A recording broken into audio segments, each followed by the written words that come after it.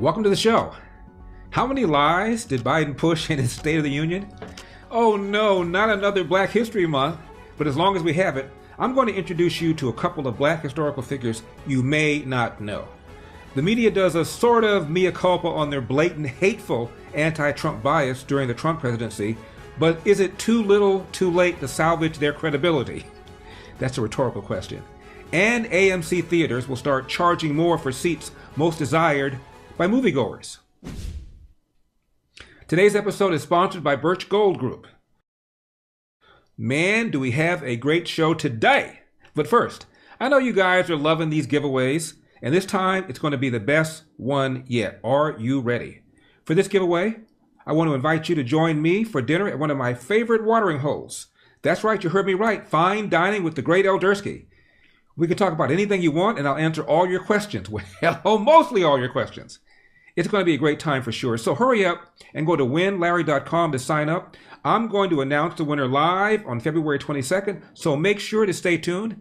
And last but not least, a big fat thank you to everybody who joined the giveaway for the mug, this mug right here, Larry Older Show mug. You better use it every time you watch my show. I know where you live. Now for today's episode. 10 years ago, for my weekly column, I quoted economist Thomas Sowell, who said this, and I'm quoting him. The Black family survived centuries of slavery and generations of Jim Crow, but it has disintegrated in the wake of the liberals' expansion of the welfare state. Most Black children grew up in homes with two parents during all that time, but most grow up with only one parent today, end of quote. And I wrote, sportscaster Bob Costas, when commenting on the murder-suicide of a Black NFL player, called it a case of the gun culture.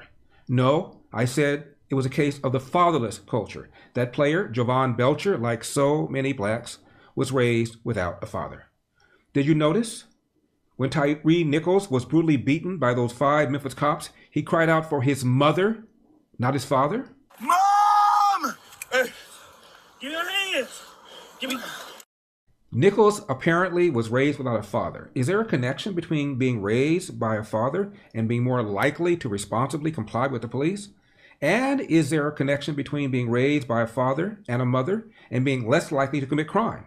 Yes, there is. Again, I wrote this 10 years ago. A disproportionate amount of crime comes from homes with an AWOL dad. Today, 72%, 53% of Hispanic and 36% of whites are born out of wedlock. Look at the murder stats from New York City, with its population of 44% whites, 25% Blacks, and 29% Hispanics. Yet in 2011, get this, Blacks and Hispanics accounted for 91% of the homicide suspects. Now, unless we're prepared to say that Black and Hispanics are genetically predisposed to commit crime, it is only sensible to ask what the devil is going on here. I once interviewed Kwesi Mfume, then the head of the NAACP. I asked the following question. As between the presence of white racism or the absence of Black fathers, which poses the bigger threat to the Black community? Without hesitation, Mfume said the absence of Black fathers. 2 years ago, I wrote about the then new documentary called The Streets Were My Father, featuring 3 Chicago men, 2 Hispanics, and 1 Black, who grew up without fathers. All 3 did hard time for serious offenses, including murder. Denzel Washington, when promoting a film about a criminal defense lawyer, was asked about the supposedly racist criminal justice system. Here's what he said. Well, it starts in the home. You know, if the father's not in the home, the boy will find the father in the streets. Yeah, I saw it in my generation and every generation before me and everyone since. It starts in the home. You know, if the streets raise you, then the judge becomes your mother and, you know, and prison becomes your home. And then there's Tupac Shakur. I know for a fact that had I had a father, had I had somebody, and I hate saying this because white people love hearing Black people talk about this, but had I had a father, had I had some of these opportunities, I'd have been able to help my mother more. She wouldn't have went the road she went. I could have been a better son. You know what I'm saying? She wouldn't have went that road. It was the absence of my father. You know what I'm saying? I'm dealing with him being daddy not being there. My mother's dealing with him being my man not being there. You know, so many problems in our community that affect everything. called Tupac Shakur the black face of white supremacy, called him an Uncle Tom.